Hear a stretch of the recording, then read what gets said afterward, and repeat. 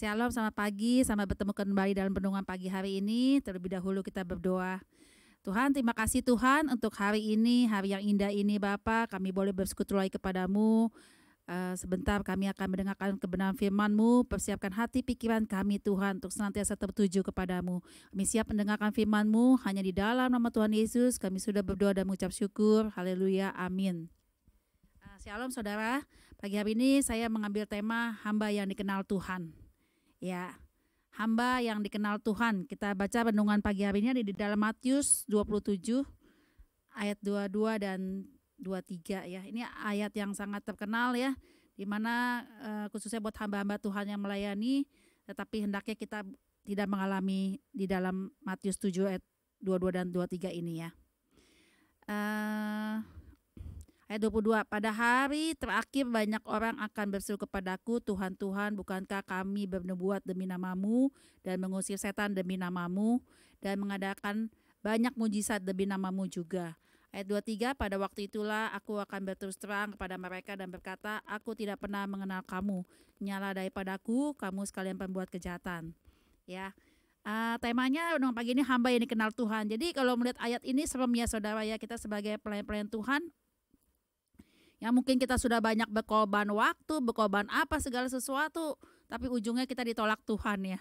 Ujungnya kita tuh tidak mendapat bagian dari kerajaan surga, tetapi ujungnya Tuhan malah mengatakan, aku tidak pernah mengenal kamu ya. Jadi hendaknya kita selalu, orang di dalam kehidupan ini selalu ingin dikenal ya, selalu ingin dekat sama Tuhan, selalu ingin dipercaya sama Tuhan. Tapi bagaimana kita mengalami hal itu, bagaimana kita bisa dipercaya Tuhan, bagaimana Tuhan mengenal kita sebagai pribadi yang kita mau tuh kita dikenal Tuhan gitu ya. Kita mau sebagai pribadi yang dikenal Tuhan. Jadi ujungnya ya, setiap pencapaian tertinggi di dalam hidup kita itu bagaimana kita bisa dikenal Tuhan. Jadi jangan sampai pada akhir zaman ini pelayanan kita, apapun yang kita lakukan buat Tuhan tidak berkenan kepada Tuhan, dan akhirnya Tuhan katakan di dalam ayat ini berlaku buat diri kita ya saudara ya.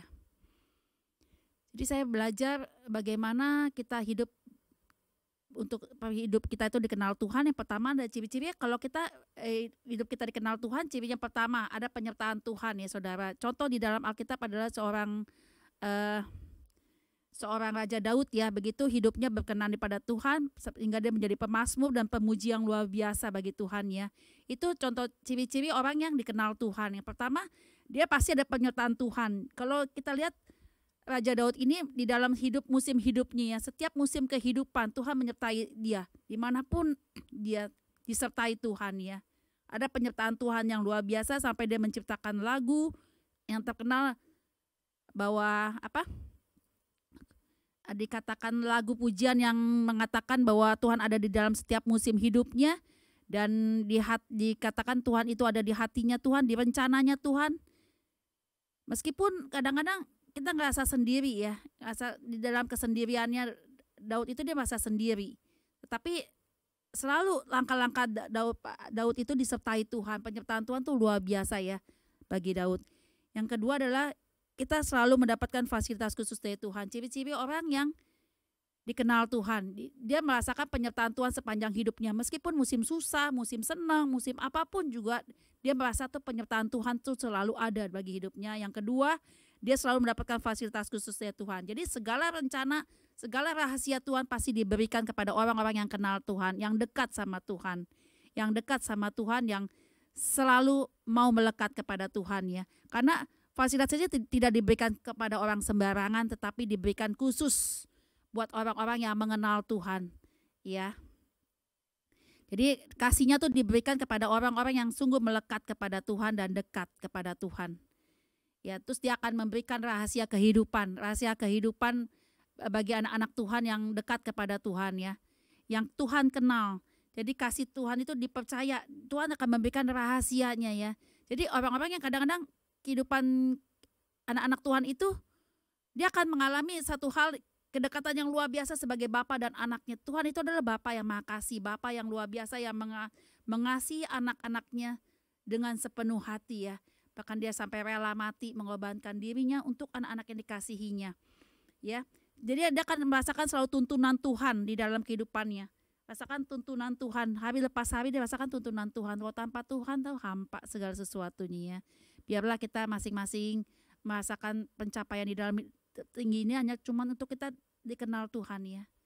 Berbahagialah orang-orang yang selalu melekat kepada Tuhan, merasakan penyertaan Tuhan, sehingga dia selalu diberikan fasilitas khususnya pada Tuhan. Contohnya ya, misalnya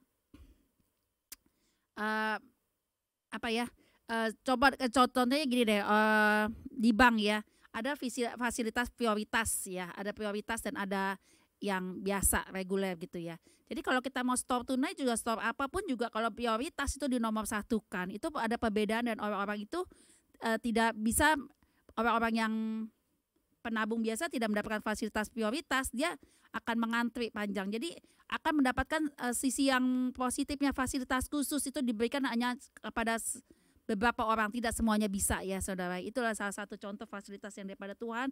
Dan kalau kita anak-anak Tuhan yang dikenal Tuhan, wah pasti kita melihat karya-karya Tuhan yang luar biasa dalam hidup kita ya. Terus bagaimana kita bisa dikenal Tuhan? Satu, bangun hubungan kita pribadi kita dengan Tuhan lebih lagi. Hubungan pribadi tidak bisa diwakilkan ya. Kita harus mempunyai pengalaman sendiri dengan Tuhan, mengalami Tuhan sungguh-sungguh dalam diri kita. Bukan kita, kata orang, kata ini, tapi kita harus mengalami sendiri, mengalami pengalaman pribadi bersama dengan Tuhan pada saat kita menjumpai Tuhan. Dan kalau menjumpai Tuhan tidak bisa dalam keadaan rame-rame atau kita dalam keadaan berkerumun, nggak bisa ya saudara. Kita akan tidak mendapatkan apa-apa karena kita tidak mendapatkan hatinya Tuhan. Tapi pada saat kita mempunyai membangun hubungan pribadi dengan Tuhan, kita mendapatkan hatinya Tuhan. Disitulah kita bisa curhat, disitulah kita bisa merasakan kasih Tuhan yang luar biasa ya. Terus jadikan Tuhan sebagai gembala kita saudara ya. Jadikan Tuhan sebagai gembala kita, yang dimana kita tuh harus nurut sama pemimpin kita, itu Tuhan Yesus sendiri. Dia mau bawa hidup kita kemana, kadang-kadang kita sering berontak ya, sering mungkin menanduk atau kita kesana kesini, tetapi marilah jadikan Tuhan sebagai gembala kita sehingga kita bisa dipimpin Tuhan ya. Terus kita harus melaksanakan kehendak Tuhan dalam hidup kita. Menjalani kehendak Tuhan itu bisa melalui talenta yang Tuhan berikan, karunia-karunia yang Tuhan berikan, dan juga melalui firman yang datang atau teguran-teguran yang datang pada kita melalui mungkin orang-orang terdekat kita yang Tuhan ingatkan. Bisa juga melalui mimpi-mimpi yang Tuhan berikan, bisa juga melalui masalah yang kita hadapi. Ya saudara, akhir kata, biarlah renungan saat ini boleh memberkati kita semua. Biarlah pada saat-saat ini kita menjadi hamba yang dikenal Tuhan ya, sehingga kita tidak ditolak pada akhirnya. Saya akhiri renungan ini, mari kita berdoa. Tuhan Yesus, terima kasih Tuhan untuk berkat firman-Mu pagi hari ini ya Bapa. Engkau terus memberikan kami Tuhan hati yang setia melayani Engkau Bapa. Biarlah kami semakin cinta Engkau, semakin mencari hati-Mu ya Bapa, lebih sungguh lagi Bapa. Terima kasih Tuhan, kami sudah akhiri renungan hari ini. Biarlah segala aktivitas kami dari pagi hingga sore nanti kami serahkan ke dalam tangan-Mu. Di dalam nama Tuhan Yesus kami sudah berdoa dan mengucap syukur. Haleluya, amin. Shalom, selamat pagi, selamat beraktivitas.